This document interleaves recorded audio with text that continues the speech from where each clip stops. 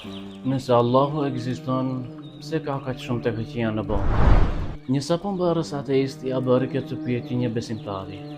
Besimtari buzëqeshi dhe tha: pse ka ende papastërti në botë nëse sapuni funksionon? Sapunbërësi ju përgjigj: sepse njerëzit nuk e përdorin. Besimtari buzëqeshi dhe tha: pikërisht, fakti që ekziston e keqja nuk do të thotë se udhëzimi i Allahut nuk funksionon.